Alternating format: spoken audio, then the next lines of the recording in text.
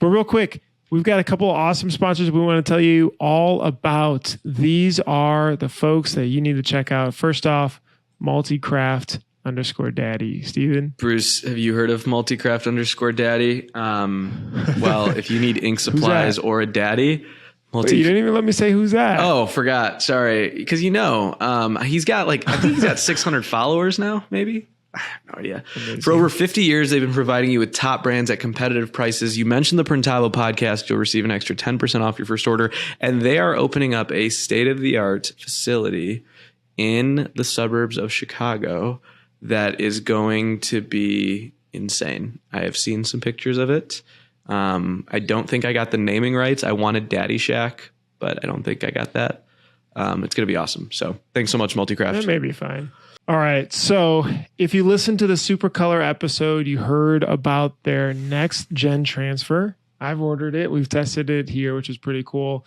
But Supercolor has innovated its transfers to make them even more easier to use, actually. So the window of peel time is a lot easier. The flexibility of being able to use different heat presses, it's easier. It's just easier to peel. You've got more confidence with it. You can decorate with it faster.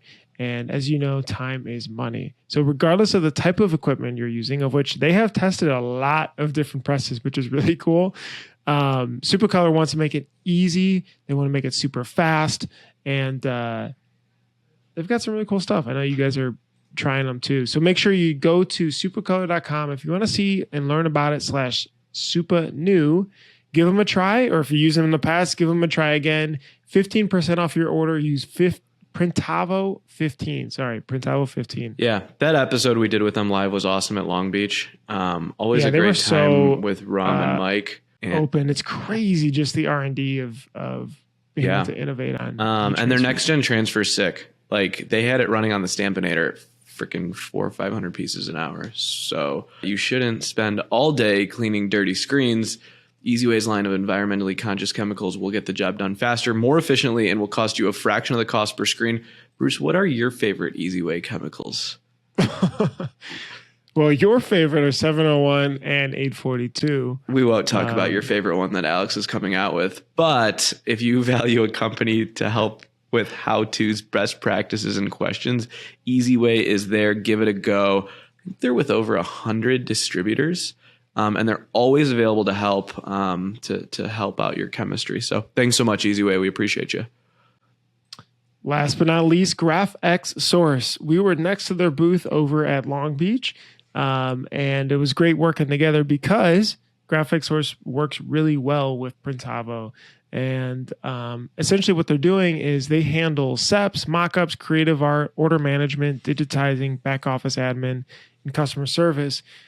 But they work in your existing workflow. So their team, they're trained. They have like hundreds of people that they train to be able to handle production art and order entry for you. And give them a shot. They're awesome. You've got a couple artists too, Farag. We just brought on our third one. Ooh. So now we have 3, one doing back office, building online stores, 2 that are going to be doing art. And yeah, they're part of the team. Actually, I need to send them some merch, but GraphX is a no-brainer. Y'all should do it. Heck yeah. GraphXSource.com for your needs. Mention Printavo Pod. That'll get you half off your first vector, SEP, or embroidery digitizing order. All right, let's jump on in. We are live. We usually just kick this off. So you got a beautiful background, by the way. Are you at home? I am at home. Is that the IKEA DIY desk? It is. Okay, cool. I saw someone else with it, and it looks so cool. I have one from Flexi Desk because I like to stand. I'm no standing person, but 10 minutes a day. I feel like sometimes just jogs my brain, and then it's back. You actually use it, the stand-up desk? Yeah, it's weird. I find myself, if I sit in the same chair and desk for the whole day, I fade off way quicker after 1 or 2. But if I switch some sort of location in the afternoon, whether it's going to sit at the dining table or just standing instead of sitting, my brain almost resets in a way. And so I get more time. Yeah, I mean, I've heard a lot of people say that about the stand-up desks. I just can't get into it. It's yeah, I think the other thing too is needing a comfortable shoes or like a pad or something so your feet don't hurt. But again, I'm like 15, 20 minutes and that's like my good mental reset, and then I'm sitting back down again. Yeah. Anyway. Yeah, I had like the giant like lift up stand-up desk thing on top of my desk. Never used it. Oh, and if I did, the one that you modify it. Yeah, and if I did try to use it, it would just like shake everything off. My coffee would spill, like wires would pull out of the computer. It's just a mess. That's funny. I literally, I was working and I had some cold brew sitting next to my laptop, and I accidentally tapped it, and the whole thing, like I swear, the lid of the cold brew spilled in the middle of the laptop like a bullseye, No. and I just looked at it. Like I was just like, I can't believe this just happened. Like wait, Just did it straight happen? disbelief. And I pull up and I lift up the laptop, and there's just cold brew just dripping out of the ports on the other side. No. And I was like, oh shit! Like I gotta tell our CFOs. But hey, did you know this? For if you get the Apple warranty on any of your devices, it was $299 to replace essentially everything on the computer. I do the warranties like half the time. I'm just always like convinced it's a scam, but it's worked for me in the past. Yeah. I'm always like, whenever the warranty question, even at Home Depot, if you buy something, it's like, add a warranty. And I'm like, ugh. Yeah. The only warranties I ever buy are the laptops, the Apple laptops for the team, because I swear on many of the laptops at around year 3 or something like that, like just stuff happens. Batteries like go bad, screens don't work, things like that. And I think to your point though, I think I'm financially at a loss, but I think I'm mentally at a gain. Like I feel good because when they go to get the fix at the Apple store, the bill is zero versus being pissed off at like fixing an old ass laptop from like 3 years ago for $1,000. Anyway, all right, Dave. Dave, how do I pronounce your last name, by the way? Gostenhofer. Gostenhofer. Yeah, very strong German name. Don't speak any German. That's usually the first question I get after that, but Gostenhofer. Gostenhofer. All right. Dave, you run a really cool business. Actually, Steven sent it to me. Shirts on Tap. And just from cruising around, looking at interviews and everything, it's a very unique take on a subscription, like shirt of the month type business. And so I'm really interested in just talking to you about it and how you got started, and all that. But actually, I saw, did you start or like you were in the Marines out of school? I was in the Marines, not straight out of school. I actually went to college first, and then I graduated college in 2008, and I come from a construction family. And so I had like this whole game plan after college. I was going to be working with my dad and doing all this construction stuff, and construction tanked, and I pivoted. Let's see, I graduated in 2008. I spent about a year trying to like figure out what I was going to do. And I just decided one day I was going to go and join the Marines. You are a boss. Thank you for your service. Of course, there's, I'm a keyboard guy, so you're much more of a man than me. How long were you there? It was a lot of fun, but I just did one contract and I was out. It was amazing. I drove tanks, so it was super cool. Did some really awesome stuff and learned a lot, met a lot of great people, but it definitely, I realized very quickly once I went in, it was not going to be a career thing for me. Yeah, I just did my one contract and got out. So I was in for about 4 years. Did you have to travel anywhere unique or? So with tanks, and when I went in, they weren't being used very much besides training purposes. So they were not being used for like combat missions at the time. So I wasn't getting deployed to like Afghanistan or Iraq. So we just did a lot of training. We went to some cool places. just the way my timing went off, it was like right before I joined, they were deployed, and then right after I got out, they got deployed again. So my time there was pretty much like stateside. I went all over, spent a lot of time in the South and like Georgia and Kentucky, Colorado, a lot of time out in the desert here in California. Driving tanks everywhere. Is it like the movies? I'm going off on a tangent here, but like, is it like, where it's like you're going through a little porthole and it's just like, you're in it, and driving, you're enclosed by the tank like that? Oh yeah, it's very tight quarters, and you got 4 people in there, and it's very tight, and you spend a very long amount of time. Is there any with a lot of moving parts? and whatever you could say, is there any neat technology that I feel like the common person doesn't know about a tank that you learned about? Oh man, tanks are amazing. They run off a jet engine, so they're surprisingly fast. I mean, they weigh 70 tons with full load, so they're heavy, they're fast. But what's amazing about them is the weapon systems on them. You could be driving at full speed on a bumpy road, going over stuff, running over trees, whatever. But the weapon systems on them are so good that you could shoot a bullseye target every single shot over and over and over again while you're doing that. While you're driving around. While you're driving like that. Oh my God. So it's like machines. Automatically, it zeroes in on wherever you set. And while you're bumping around and all that, it's adjusting. Yeah. That's if you're using the guns that are connected to computers. If you're on the top with a machine gun, it's not quite the same. But got it. Okay. 70 tons, 140,000 pounds. That's crazy. Okay. How did, all right, what happened? Where was the connection from here to screen printing? My start into screen printing's interesting one. Actually, when I got out of college, I think my dad was kind of seeing the red flags about construction, and he was trying to like introduce me to different things. And a good family friend of ours was a screen printer, lifelong screen printer, had a shop with a couple manual presses, basically just himself and some helpers that came in, and he was getting out. And my dad's like, you should check it out. Like, it's a really cool thing. You'd be really into it. You love art. You love using your hands. And I think you'd like it. You should go check it out. So I went up to this guy's shop, Dan the Man, Eagle Screen Printing. And he showed me like 2 seconds of artwork on a computer.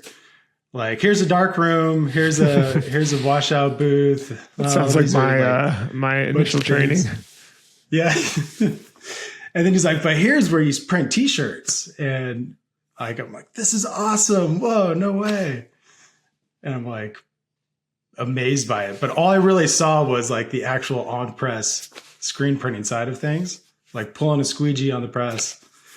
And so I left there and I'm like, yeah, this is awesome. And I worked out a deal with him and my dad where we basically moved the guy out of his shop. And my dad, I was absolutely broke, fresh out of college. So my dad was like, help me out getting the stuff started. And so I made a really good deal with him, got all of his equipment for like a really great price and got it all set up. We had a barn. I grew up on an avocado ranch. And so we have quite a bit of property, and we had a barn there that we converted to the print shop and built it out. It's actually, sometimes I dream about going back to that shop. It was so cool. Like completely built for screen printing. Avocados everywhere. Yeah, avocados everywhere. Just a beautiful barn avocado and screen printing. Yeah. But we got it all set up, moved in. It was a ton of work. And then I went to make a t-shirt and I'm just like, what the hell did I get myself into? And then it got real about having to learn how to, I mean, even just coding a screen, all that stuff, is completely the YouTube watching Ryan Ed and Cat Spit and all the different people on YouTube, just trying to figure out how it all worked together and just trying to get my head wrapped around it all. Doing that for a while and being like, I don't see how people make a living off of this. Like, this is crazy. And that's actually when I went and left and joined the Marines. Oh, I see. Okay. all that stuff just kind of stayed there. My dad was also like very interested in it, wanted to learn how to do it. But yeah, I basically sat there. And then when I was kind of done with all like the initial training with all the marine stuff, I was back here in San Diego. I still had all the screen print stuff. I was still really into it. I was doing it on like any free time I had. I started doing like small jobs for people and getting more and more into it. But at the same time, I was transitioning to the Marine Corps Reserves, and I was working for full-time for a company in San Diego, having like a 9-to-5, very computer-based job, doing like data entry and stuff like that for a pretty big corporation here, doing Marine Corps Reserves and also screen printing on the side. And it was kind of all just coming down into this tunnel of like, I was getting out of the Marines, I was working this job I really didn't like, and I had all this equipment. And I ended up one day, I remember it, it was like Friday in San Diego at like 2:00, beautiful day. All my friends were going surfing at the beach, partying it up. I was like stuck at work, just waiting for 5:00 to roll around. And I was thinking to myself, like, I have to be able to make enough money with screen printing to cover my paycheck here. Like, I can't be doing this for the rest of my life. So that pushed you. And by the way, are you still doing a lot of custom work on the side of like with the subscription business? Most of our work we do is like custom screen printing work.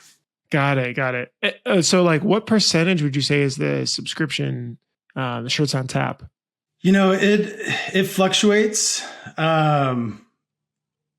I'd say it's about half and half, but really sometimes it's like 40%, sometimes it's 60%. As far as like the work, the time in production it takes up, it's probably 25% of our month goes towards like printing box club stuff, or really it's packing and fulfilling the shirts. But the back end work is insane. It takes a ton of work to run subscription boxes. There's just so much back end work on that. Yeah, so I'm very curious. I want to dive into that. I'm starting at the beginning of the subscription. It feels like, I feel like a lot of people will have that idea. They'll email out the people they know and post on social. Maybe they get a couple subscribers, and then, it's like, now what? What was that journey like for you guys? Like, how did you start to get more traction? Because half the business that's not small, right? It's maybe if it was like 5 or 10%, that'd be different, but it's pretty significant. Yeah, it is pretty wild. Definitely when you're like thinking about subscription boxes and running numbers in your head, you're like, oh man, when I get to 1,000 members, we're going to be making this much money. But then when you actually start it, you quickly realize how hard it is to get somebody to sign up for a subscription box, especially if you're, doing it on a shoestring budget and just bootstrapping everything. And, you don't have like a beautiful website. You don't have an amazing sign up process. For the first like 3 or 4 years of the subscription, our checkout page was just a form stack form that people would fill out their information. It didn't give you a total. If you put in a discount code, it didn't show you a discount. And then you just hit submit. You wouldn't even get like a confirmation. I mean, super, super janky. Form stack, that's funny. I can't believe people actually were signing up for it. I mean, was there a payment thing on that or no? Yeah. So when I started, it was 2013, and there was not a lot of solutions for subscription stuff. And so I had so many different programs talking to each other and kind of just duct taped together to do it. But yeah, basically I had a Shopify or Squarespace website with a form stack form that connected with Chargeify, which was our subscription software at the time. And then that rebuild them every month.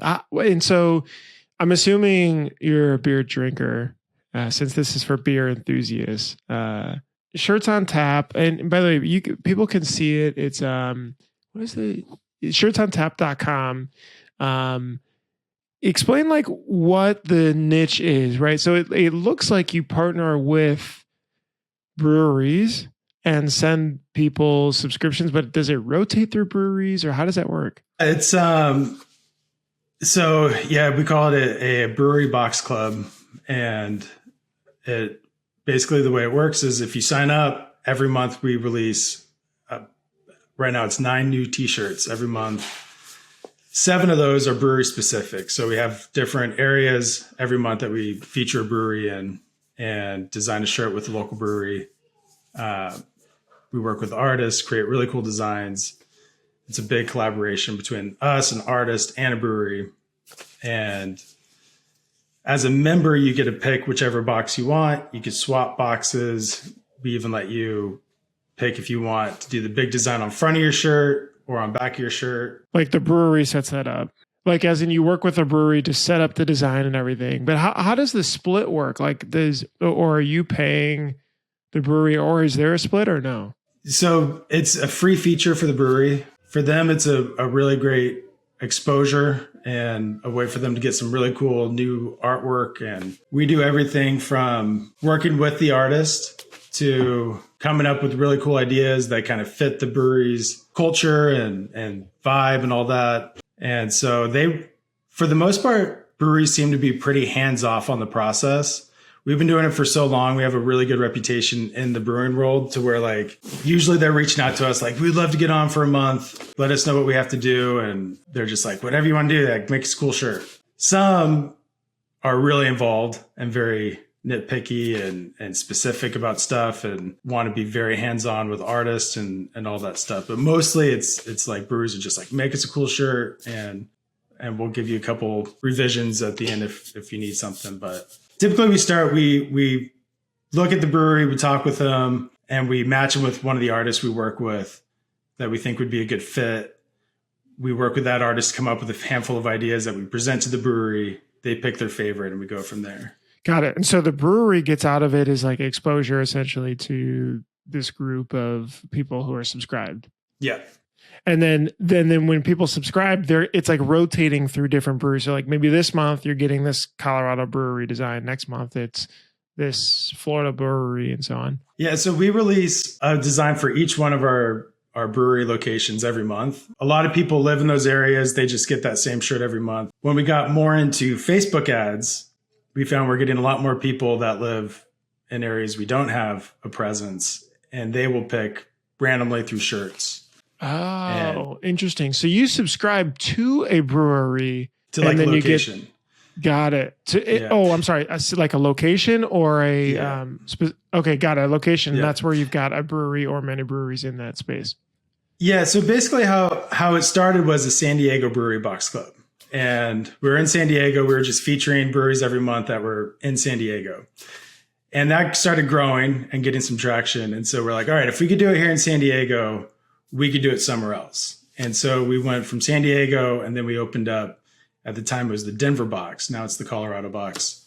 And then after Denver, we did a Portland, Washington, which are now Oregon and Washington. Jumped to Dallas, which was because at the time we were talking with Shark Tank. Shark Tank, thank you. And they were like, Mark Cuban's gonna love this product, and so we're like, we got to open a Dallas box. So we started opening a Dallas box, and so we hit Dallas. We have Chicago box and a New England box. I think I got them all there. The seven different areas, different regions. And then every month within those areas, we feature a different brewery.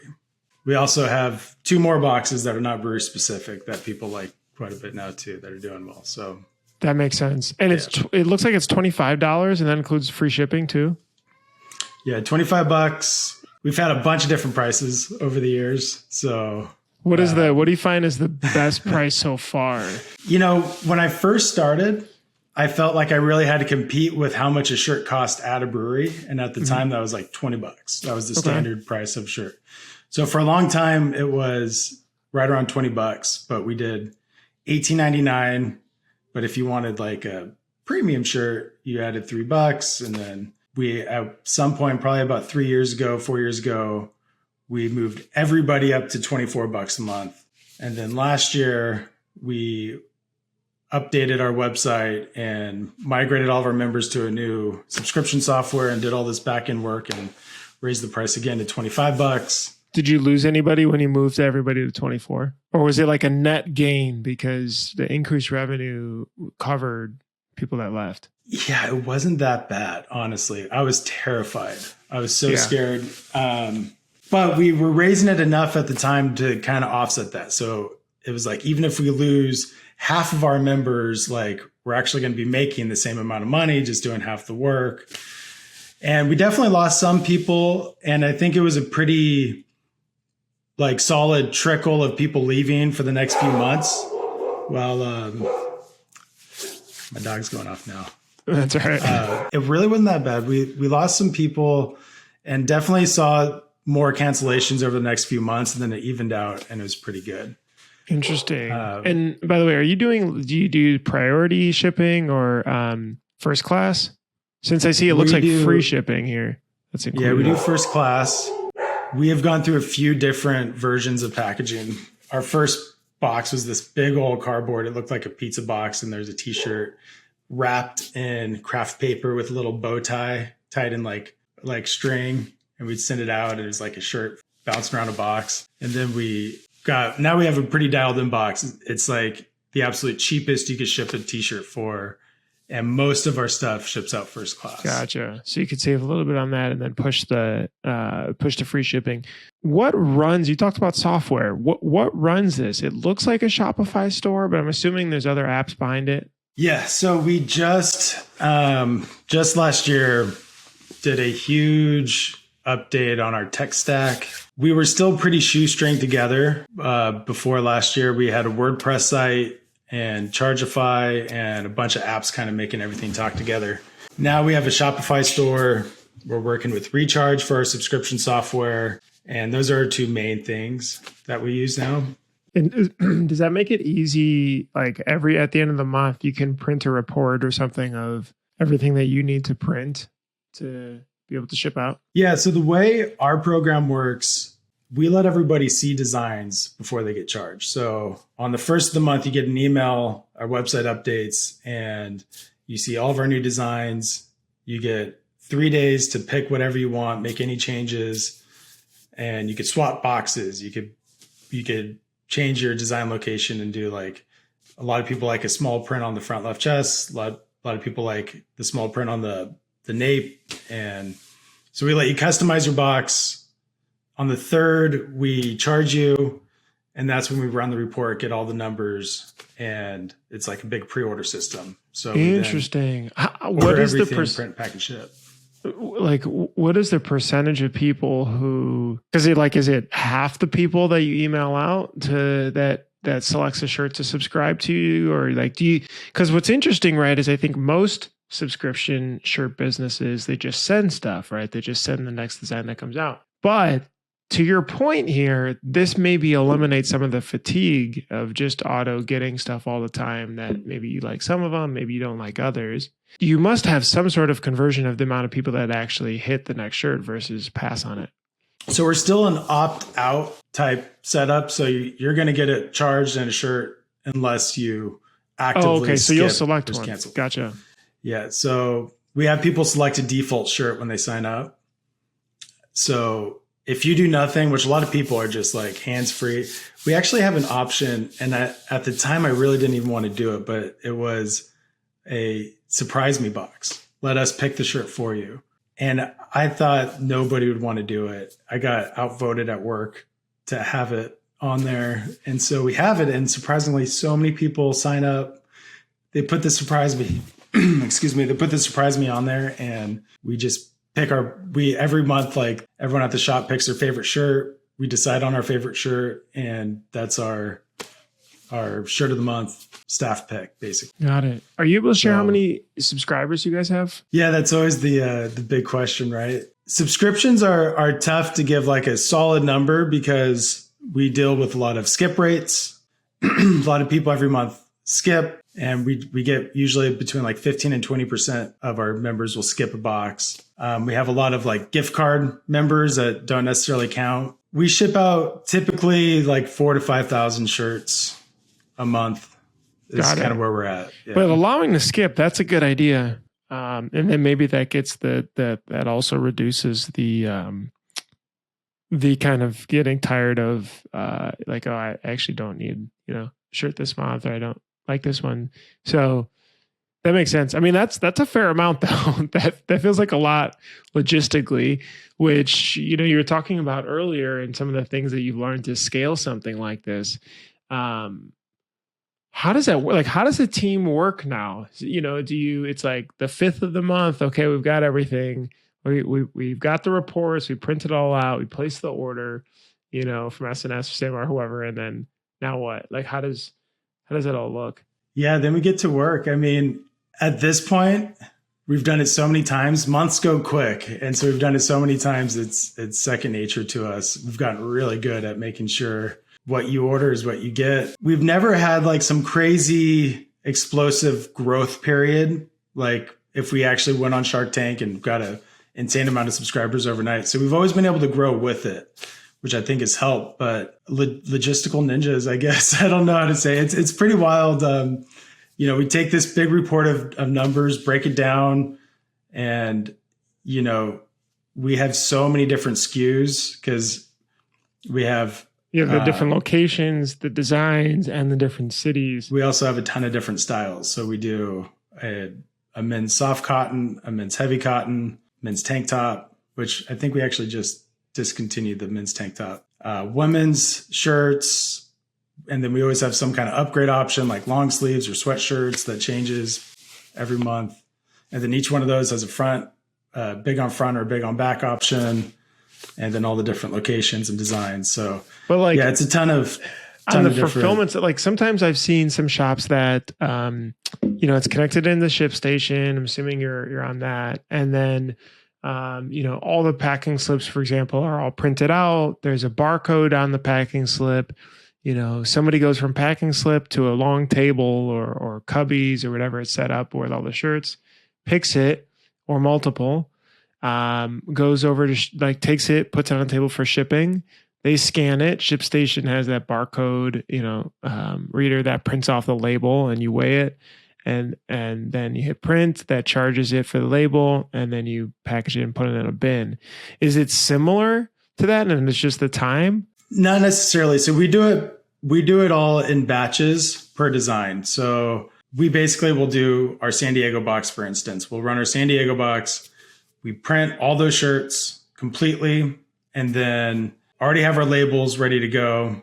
And as they get folded and boxed, we'll do like all the men's soft cotton, big on fronts. All those labels are ready to go. They get put on the boxes and put in the mail that day. And gotcha. And on the shipping label, does it say the size on the bottom? Like on the... Yeah, exactly. Okay. Yeah, so then you don't need to print the packing slip. Right. So no packing slips. We actually use Pirate Ship. Okay. Same. Yeah, Pirate Ship is awesome. And at the time, when we used Chargeify for our subscription software, they integrated really well with Chargeify, and that's why we started with them. But even now on Shopify, it integrates really well, and it's amazing. But they use rubber stamps. So on the bottom of each label, it'll say exactly what's going in it. And we have some codes we know. So we know it's like, this is a men's soft cotton, big on front or big on back, and size XL. And so that label, no matter what, we know exactly what box that label belongs on. And we'll print the labels off before the shirts are even printed.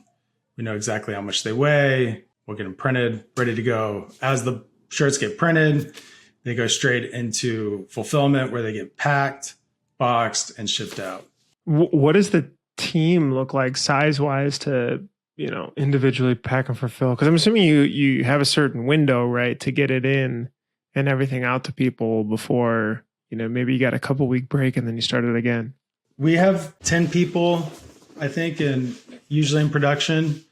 And that includes like screen printing, all the other stuff we do for like printing, and then for fulfillment. And then office wise, there's really just 3 of us that are doing like the front end office type work.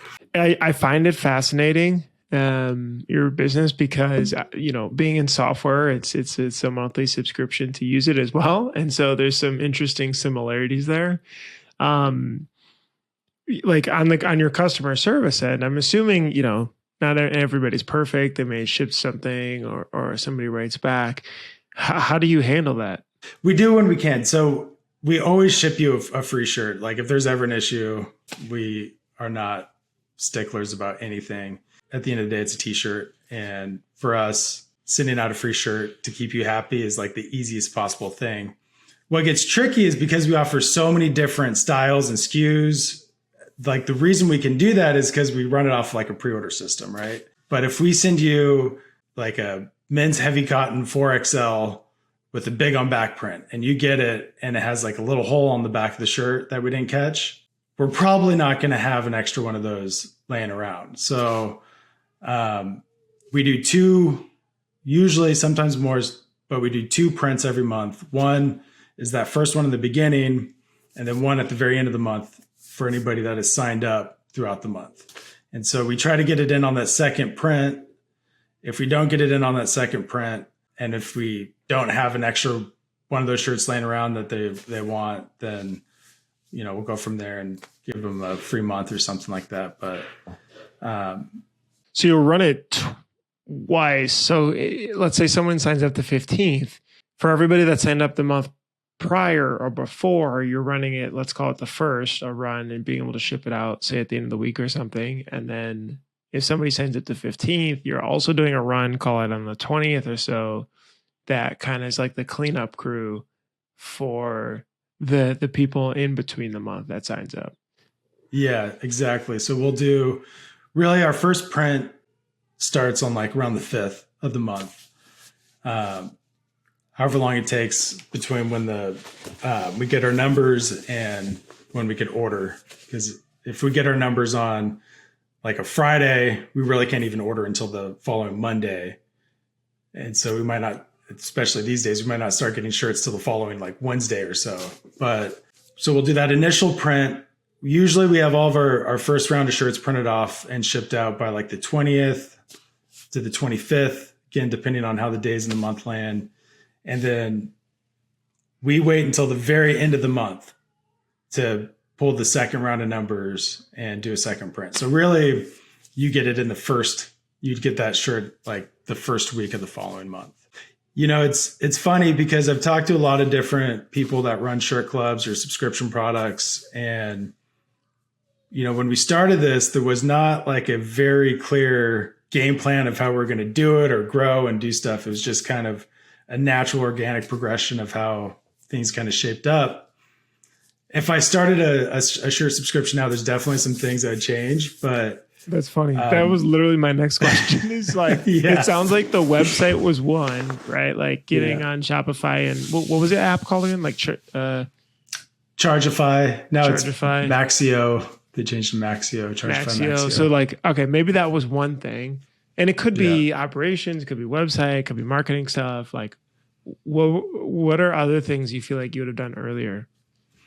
Man, well, so many things happened because we tried it out for a month and then we couldn't change it back. So like the whole big on front, big on back thing really came to like us at the shop disagreeing on what is a better layout for a shirt. And so one month I was like, let's just give everybody the option and let's see how it goes. And it was like a dead split 50-50. And then the next month when we didn't do it, we heard from our members and they were like, what happened? Like I wanted the big on back and blah, blah, blah. So then we had to keep that. 1 month the brewery was like, hey, can we throw in a sticker? And I'm like, absolutely. So we threw a sticker in the box. Next month we didn't. We heard from our members and they're like, where's our sticker? So now every box comes with a sticker, which by the way, every box we do comes with a sticker, a write-up about the brewery, a little bit about the design and artist, and then it has some kind of discount to the brewery, to the tasting room, to actually get you inside of there to help support them and try their beer and stuff like that. So we call it a beer tour in a box. So every box has that stuff in it as well as the shirt. As far as things I would change if I did it again, one of the reasons we let people pick that shirt all month long is because it is a collaboration with the brewery. There's a lot of cross promotion and a lot of those brewery like fans will sign up to get that shirt and like get introduced to us because one of their favorite breweries are being featured. However, what I've learned over the years is like, you actually don't get that many members that way. And so it adds a ton of logistical stuff for us to let you sign up for a shirt throughout a month and get that shirt that you sign up for. And I'd probably try to figure out a way to change that if I did it again. And the other big one for me, our designs are really cool. They're designed by some of the most talented artists, in my opinion, out there. And the life of the shirt and the designs are so short-lived because it's on a monthly basis. We'll have these amazing designs that are only available for, technically a month, but really it's like 2 to 3 weeks. Then they're gone. And a lot of the breweries will want the designs and will keep printing them for them afterwards, and they kind of live on that way. But I would love to get more play on the awesome artwork we come up with every month. It's a lot. It's 9 designs a month is right now what we're doing for the club. Yeah. No, that is a lot. What about, what do you have to say for people maybe on the marketing front, right? Because I think everybody could print the shirts, and I think people in Shopify world, who have can toil away and sort of figure it out, at least enough for now. Maybe it's not the most scalable tech stack getting going, but the marketing front, it feels like at least leaning on the breweries to help promote it would help, at least to post on social or something. You email out your list. I mean, is that you've been doing it for, it sounds like almost 8 years, 9 years? Yeah, going on 10 years. Yeah.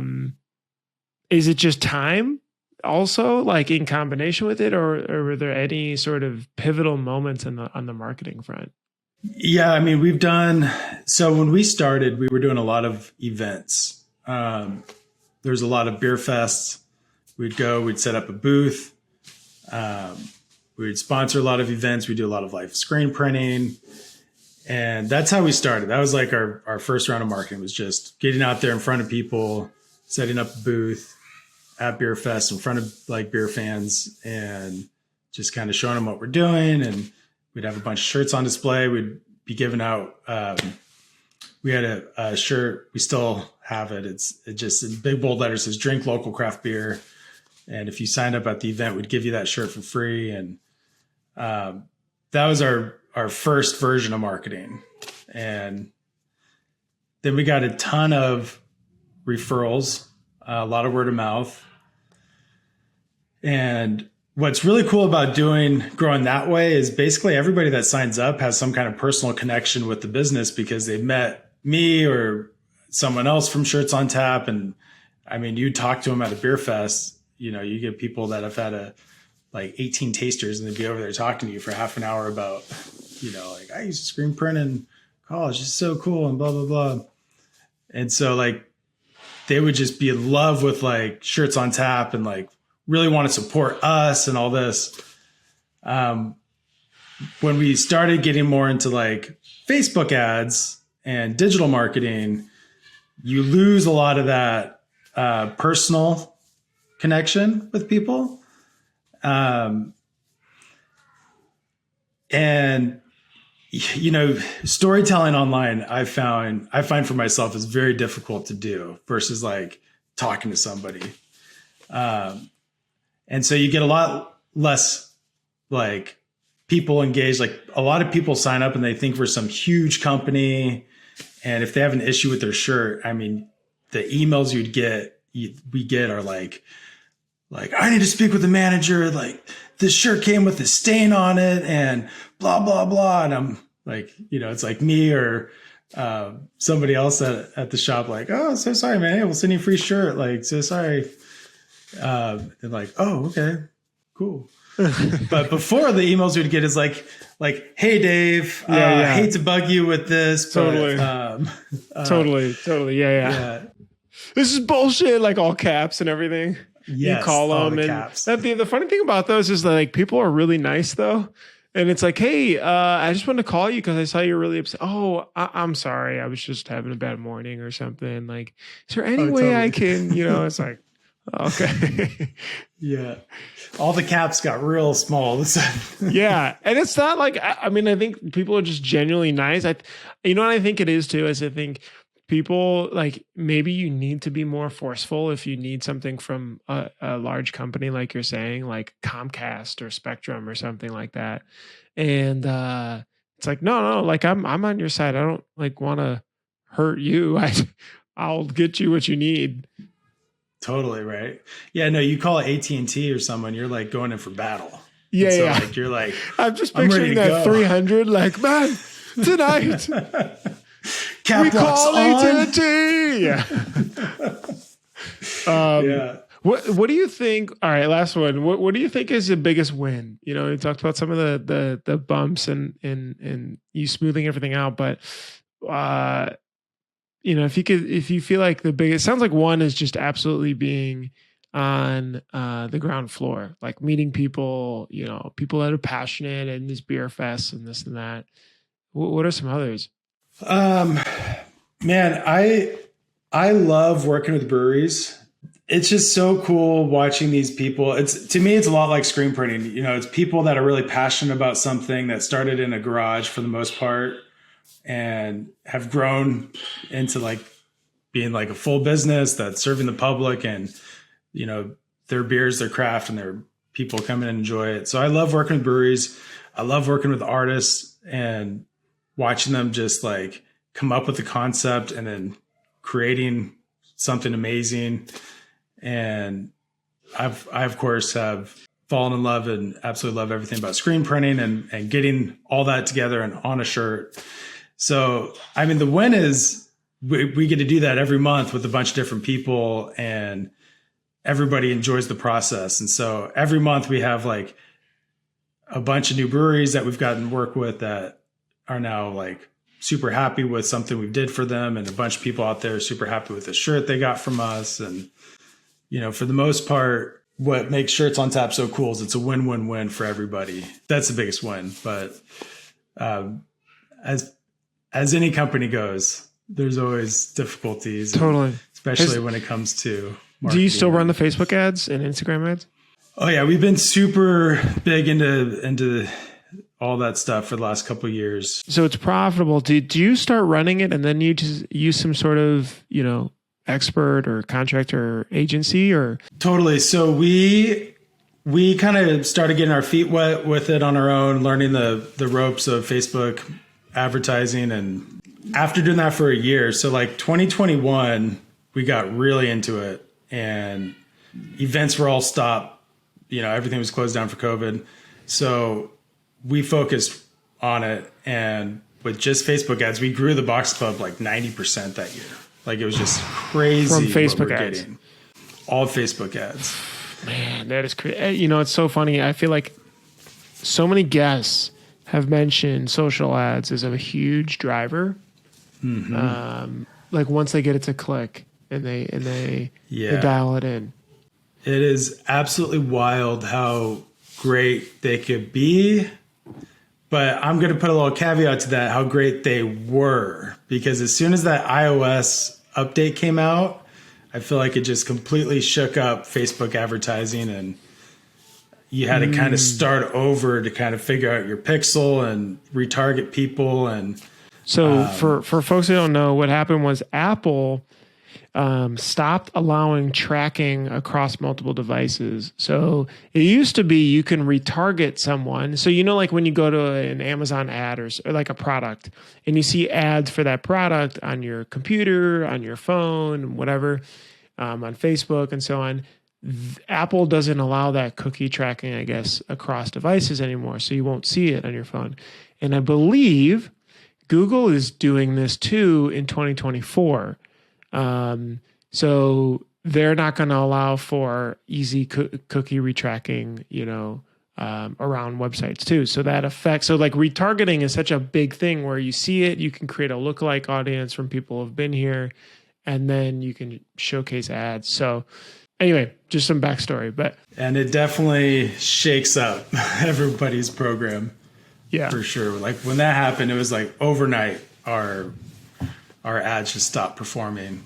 It took a while for it to get back on track. And we actually we contracted with a agency that helped us set up like our Klaviyo and get better with email marketing and also like do our digital marketing. And we actually just stopped working with them and we're going to go back to doing it on our own. But yeah, Facebook ads, once you get the hang of it, it is such a powerful tool. That year when we started seeing results from it, I would just get these like pits in my stomach at night that I hadn't been doing it for the previous, 5-10 years. Because I think there was like a serious heyday for them, and we kind of missed that out. We were too busy like spending our weekends at beer fest, and I'm sure those things too. They're fun, but they're work. We'd work in the shop all week. We'd wake up super early on a Saturday and set up a booth and be there all day. And we did that. We were working around the clock just for years. And so there's definitely part of me that's like, you're telling me I could have been at home, like with my family, like doing whatever I wanted to do, and just had a Facebook ad running in the background, getting the same results or better over the last few years. So, but yeah, I strongly encourage people that haven't messed around with it to, just play around with it and figure it out. It's so easy. You really don't have to be spending that much money. And I actually just helped my friend he's got a digital print shop. He's just gotten into it and he's getting a ton of leads and people hitting him up and all sorts of stuff. So that's amazing. Yeah. Cool.